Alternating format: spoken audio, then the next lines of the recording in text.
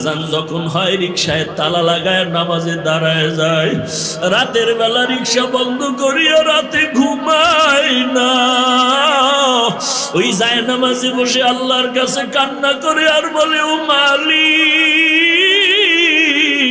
তুমি আমারে গরিব বানাইছো। আয় আল্লাহ, আজকে গরিব হয়ে মানুষের দ্বারে দ্বারে দৌড়াই, কিন্তু এমন গরিব বানাইও না যেতে আমার হারামের কাছে গিয়া ধর্ণা ধরতে হয়। আমি মরতে রাজি, হারাম খাইতে রাজি না রে আল্লাহ। রিক্সা চালাই, যা করি কষ্ট করি, তারপরও হারাম খাবো না। এরে ধনী আল্লাহর বান্দা, টাকার গরমে আজকে গরিবরে গালি দাও। আজকে তোমার খবর তুমি রাখো না। কোথায় তোমার মতো বড় লোক, কোথায় গেল? কই গেল গাদ্দাফি, কই গেল সাদ্দাম, কই গেল কোটিপতি? বাড়ি দাঁড়ানো আছে, বাড়িওয়ালা নাই। গাড়ি দাঁড়ানো আছে, গাড়িওয়ালার খবর নাই রে বাবা। অতএব গরিবের তুচ্ছ মনে করিস না রে মুমিন। গরিবের অন্তর এত ভালো, দোয়া করা মাত্র আল্লাহর আদালতে কবুল হয়ে যাবে। ওই গরিবের চোখের পানি ফালায়া দিও না রে আল্লাহ। আল্লাহর কাছে তওবা করো। আর আল্লাহর বান্দা যদি গরিব দেখো, নামাজিওয়ালা দোয়া নাও, কারণ দোয়া নামাজি বান্দা গরিব মানুষের দিলটা বড় নরম থাকে, দোয়া কবুল হয়ে যায়। অন্যায় করে যদি কারোর উপরে জুলুম করো, কারো হক নষ্ট করে থাকো, তাড়াতাড়ি ক্ষমা নাও। গরিবের ঠকাইয়া জিন্দেগি তোমার নষ্ট, দুনিয়া আখিরাত বরবাদ হয়ে যাবে। আল্লাহর কাছে তওবা করো। কত টাকাওয়ালা বান্দা গরিব কর্মচারী চাকরি করে, ঠিক মতো বেতন দাও না। তোমার ঈদের বাজার সব চলে, গরিবের জামা নাই, পোশাক নাই, ঘরে ঈদের আনন্দ নাই। এমন অভিশপ্ত জীবন নিয়ে যদি থাকো, দেখবা মরার আগেই তোমার বিপদ শুরু হয়ে যাবে। 14 তলা বিল্ডিং, ঢাকার শহরের পাশে আর এক এলাকায় আগুন লেগে গেল রাত্র 1টার দিকে। 14 তলা বিল্ডিং এর 11 তলায় আগুন লাগার পরে ওই তালায় যারা ছিল সব মারা গেল। বিল্ডিং এর মালিক পর্যন্ত মরে গেল, আমার পরিচিত ছিল মালিক। ওরে বাবা, কারণটা কি? 14 তলা বিল্ডিং এর 11 তলায় আগুন লাগিয়ে সব মরে গেল। 11 তলার উপরেও কারো ক্ষতি হলো না, 11 তলার নিচের কারো ক্ষতি হলো না, 11 তলার উপরে সব ধ্বংস হয়ে গেল। কারণ কি? তদন্ত করে দেখা হলো রাত 12টার পর ওই 11 তলার ভিতরে ল্যাংটা নাচ গান চলতেছিল আর মদের আড্ডা চলতেছিল। ওরে বাবা, অন্যায় করো, সীমাটা লঙ্ঘন হয়ে গেলে আর আল্লাহ ছাড় দিবে না। এরে কলিজার টুকরা যুবক, পায়ে হাত রেখে বলি, নবীর তরিকাটারে গলার মানা বানায় আল্লাহ। তোর মতো যুবক আজ দাড়িওয়ালা নামাজির অভাব নাই।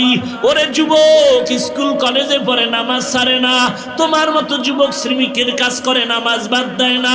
তোমার আমার মতো যুবক কোটি টাকার মালিক, হারাম খায় না, ব্যবসা করে, হারাম পথে চলে না। তোমার আমার মতো যুবক আজকে দেখো ড্রাইভারি করে, নামাজ বাদ দেয় না। তুমি কেন পারবা না রে বাবা?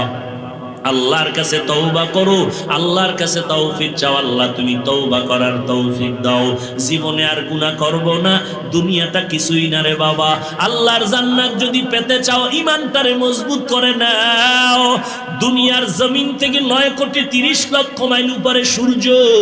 রাতের বেলা নাই, দিনের বেলা ছিল, তারপরে এখন এত গরম লাগে, ফ্যানের বাতাসেও ঠান্ডা হয় না। আর বান্দা যদি গুনাহ নিয়ে কবরে যাও, আল্লাহর কোরআন সত্য, নবীর কথা সত্য। দুই পার্শ্বের মাটির চাপ, কবরের মধ্যে একটা নয়, দুটো নয়, 99টা সাপ। কবরের মধ্যে জাহান্নামের আগুন।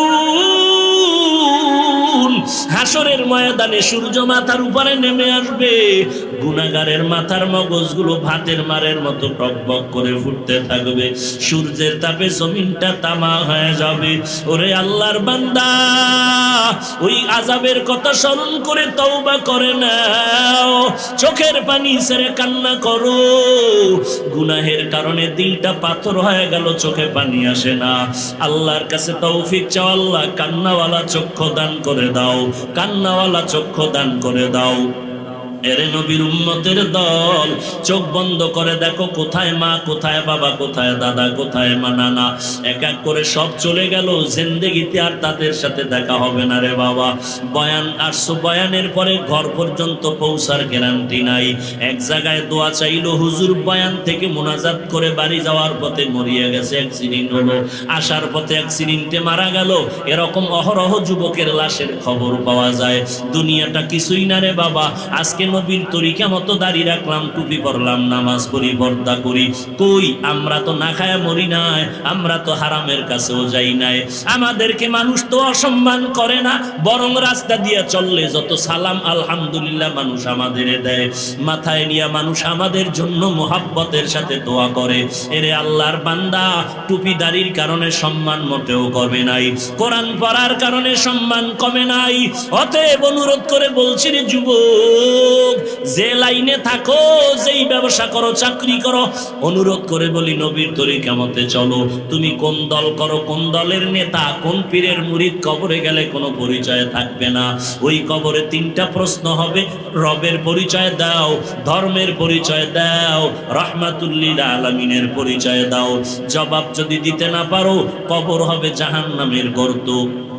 অতএব আল্লাহর কাছে ক্ষমা চাইয়া তওবা করে নাও। গলায় ছুরি আসবে, মরে যাব, তারপরও গুনাহের কাছেও যাব না, মা বাবাকে কষ্ট দিব না, দেশের বিরুদ্ধে, জাতির বিরুদ্ধে ষড়যন্ত্র করব না, 5 ওয়াক্ত নামাজ সঠিকভাবে পড়ব, সহিভাবে কোরআন পড়াটা শিখব, আল্লাহওয়ালা আলেম ওলামাদের বিরোধিতা করে গুনাহগার হব না। মুনাফিকি যদি না থাকে, তওবা করার খাঁটি নিয়ত হয়, খাঁটি তওবার নিয়তে দুটো হাত আমার আল্লাহকে দেখায় দাও। আয় আল্লাহ, সবার হাত আপনি কবুল করে নেন। আয় আল্লাহ, আমাদের তওবা কবুল করে নেন। তওবার উপরে মজবুত হয়ে চলার তৌফিক দান করেন আল্লাহ। আয় আল্লাহ, গুনাহমুক্ত জিন্দেগি দান করেন।